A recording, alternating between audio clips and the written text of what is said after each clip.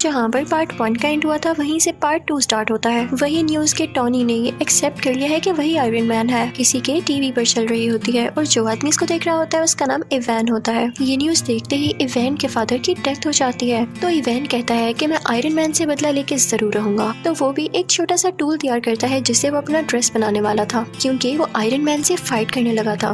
अब कई दिन बाद इवैन का ड्रेस तैयार हो जाता है और वो उसे नाम देता है व्हिप्लैश। उसमें ये पावर थी कि वो किसी भी मेटल को काट सकता था। फिर हम देखते हैं कि 6 महीने गुजर जाते हैं और टोनी कुछ लोगों से स्पीच कर रहा होता है। उसने अपना वही ड्रेस पहना होता है। वो बताता है कि मेरे फादर का ये ड्रीम था कि वो एक सिटी बनाए जिसमें एडवांस बिल्डिंग्स हो और काफी अच्छी टेक्नोलॉजी हो, लेकिन वो तो अपना ये ड्रीम पूरा नहीं कर पाए। अब मैं उनका ये ड्रीम पूरा करूंगा। और वो अपना ड्रेस सबको दिखाता है कि ये ड्रेस मेरी हेल्प करेगा। टोनी ये सब बातें करके वहाँ से निकल ही रहा होता है कि तभी उसके पास कुछ लोग आते हैं। वो टोनी से कहते हैं कि आपसे कुछ लोग कुछ बातें पूछना चाहते हैं। वो सब लोग ये चाहते हैं कि आप सुबह कोर्ट में आए। वो आपके ड्रेस के बारे में आपसे कुछ इन्वेस्टिगेशन करेंगे। जब टोनी कोर्ट जाता है तो उसे पता चलता है कि वहाँ पर तो आर्मी है। कोर्ट के सेनेटर उसे कह रहे होते हैं कि सूट तो तुमने काफी अच्छा बनाया है, लेकिन इतनी ज्यादा पावरफुल और खतरनाक चीज तुम्हारे पास नहीं होनी चाहिए, या आर्मी को दे दो क्योंकि वो अपने सोल्जर्स की काफी अच्छी ट्रेनिंग कर सकती है इससे।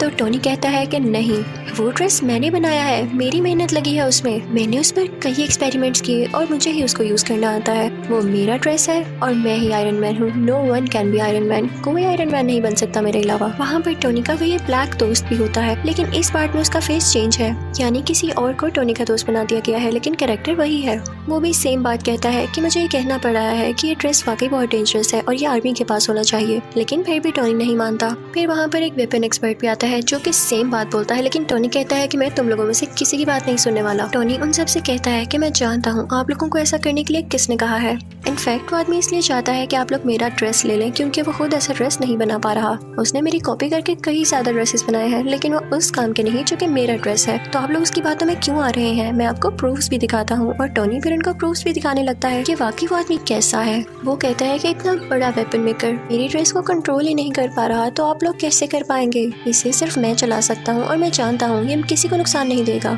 सबको उसकी बात अच्छी लगती है और फिर वो वहाँ से चला जाता है। दूसरी तरफ हम देखते हैं कि इवैन अपना व्हिप्लैश ड्रेस कंप्लीट कर चुका होता है और अब वो चाहता था कि वो डायरेक्ट जाकर आयरन मैन से लड़ाई करे। दूसरी तरफ टोनी भी अपने ड्रेस को चेक कर रहा होता है।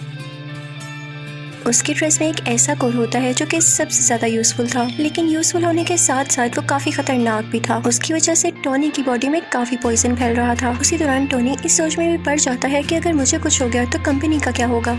तो वो अपनी सेक्रेटरी को बुलाता है और उससे कहता है कि मैं तुम्हें अपनी कंपनी का CEO बनाता हूँ। ये कंपनी अब से तुम्हारे अंडर है, तुम जिसको चाहो हायर करो। फिर टोनी की सेक्रेटरी जो कि अब उस कंपनी की CEO थी, एक लड़की को इंटरव्यू के लिए बुलाती है, लेकिन वो लड़की किसी कंपनी की एजेंट होती है। फिर हम देखते हैं कि कार रेस हो रही होती है और उसमें टोनी ने भी पार्टिसिपेट किया होता है, लेकिन तभी वहाँ पर इवैन यानी व्हिप्लैश आ जाता है और उस पर अटैक कर देता है, जिससे उसकी गाड़ी 2 हिस्सों में टूट जाती है। ये न्यूज टीवी पर टोनी की असिस्टेंट यानी वो CEO भी देख लेती है और उसके बॉडीगार्ड से कहती है कि हमें फौरन उसकी मदद के लिए जाना होगा। वो दोनों जाते हैं और टोनी को उसका ब्रीफ केस देते हैं जिसके अंदर वो आयरन मैन वाला ड्रेस होता है और टोनी उसको पहन लेता है। अब आयरन मैन में और व्हिप्लैश में काफी लड़ाई होने लगती है, लेकिन आयरन मैन जो भी अटैक्स कर रहा था व्हिप्लैश उनको रोके जा रहा था और कई देर तक ऐसे चलता है। लेकिन तभी आयरन मैन व्हिप्लैश पर जोरदार अटैक करता है, जिससे फाइनली व्हिप्लैश को डिफीट हो जाती है। व्हिप्लैश को अरेस्ट कर लिया जाता है। थोड़ी देर बाद टोनी पुलिस स्टेशन जाता है इवैन से ये पूछने के लिए कि उसने उस पर अटैक क्यों किया। वो आगे से चुप रहता है तो टोनी उससे कहता है कि वैसे तुम्हारी टेक्नोलॉजी थी बड़ी कमाल की, तुम अगर ये आर्मी को बेच देते तो तुम काफी अमीर हो सकते थे।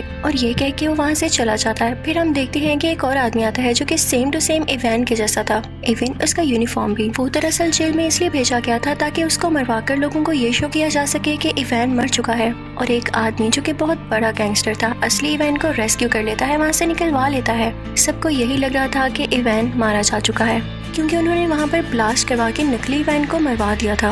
वो गैंगस्टर किसी इंडस्ट्री का ओनर था और टोनी का सबसे बड़ा दुश्मन था। वो ये चाहता था कि वो भी आयरन मैन के ड्रेस की तरह कई ज्यादा ड्रेसेस बनाए और पूरी आर्मी बनाए उनसे। उसने इवैन को भी इसीलिए छुड़वाया था। दूसरी तरफ तरफ टोनी के ड्रेस का वो गुण उसे काफी सता रहा होता है। वो उसकी चेस्ट में मुसलसल पॉइजन पहुंचा रहा था, जिससे उसे फील हो रहा था कि अगर उसने कुछ न किया जल्द तो वो मारा जाएगा। लेकिन इस बात की फिक्र ना करते हुए वो अपनी बर्थडे पार्टी रखता है और उसमें डांस कर रहा होता है कि तभी उसका वो ब्लैक फ्रेंड आता है और उसे कहता है कि आर्मी का ऑर्डर है कि कल तुम्हें या तुम्हारे ड्रेस को उनके सामने लाया जाए। वो आदमी भी टोनी से अब तंग आ चुका था। वो कहता है कि तुम अपना ड्रेस पहन के पार्टी कर रहे हो, तुम जानते भी हो कि कितना खतरनाक है। लेकिन टोनी उसकी बात नहीं सुनता, तो वो भी टोनी का पुराना ड्रेस पहन कर आ जाता है और उन दोनों में अब काफी ज्यादा फाइट होती है। दोनों ने ही आयरन के ड्रेसेस पहने रखे थे और दोनों चाहते थे कि किसी न किसी तरह एक दूसरे को हरा दें ताकि पहला जीत जाए।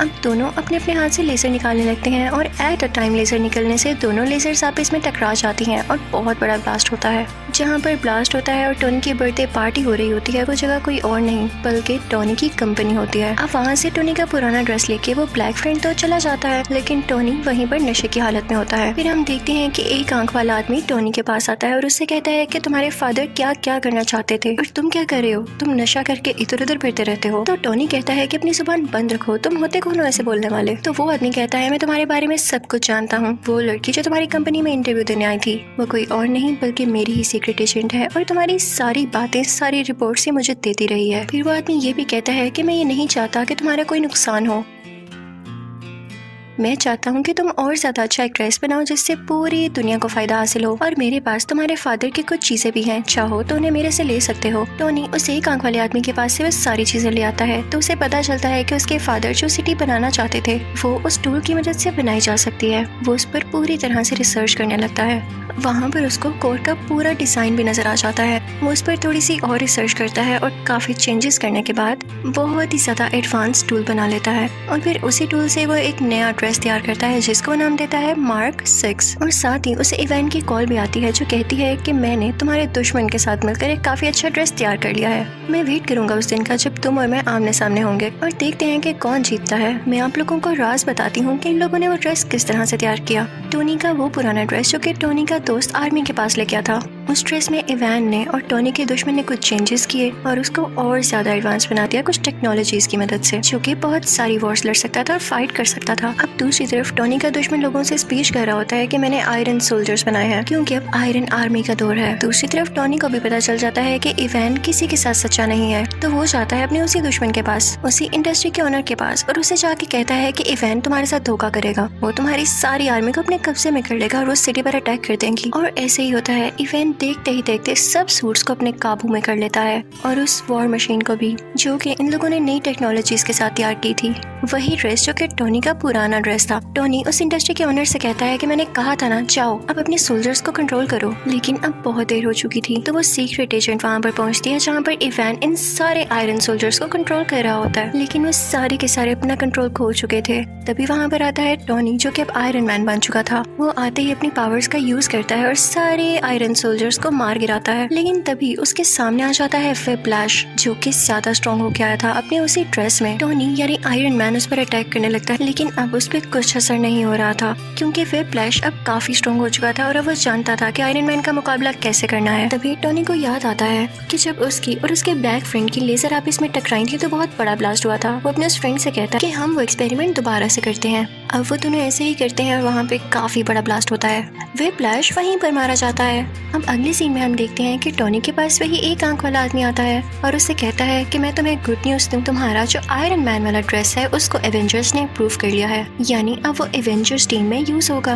लेकिन आई एम सॉरी, तुम उसके लिए सिलेक्ट नहीं हुए, तुम्हें सिर्फ पीछे से काम करना होगा। तो टोनी कहता है कोई मसला नहीं, आई एम एक्सेप्टिंग, लेकिन मुझे इस बात का क्रेडिट चाहिए। फिर अगले सीन में हम देखते हैं कि कोर्ट के सेनेटर टोनी यानी आयरन मैन को और उसके ब्लैक फ्रेंड को मेडल देते हैं और उनसे कहते हैं कि थैंक यू, आपने पूरी दुनिया को बचा लिया। और इसी के साथ आयरन मैन पार्ट 2 यहीं खत्म हो जाता है। तो अब बारी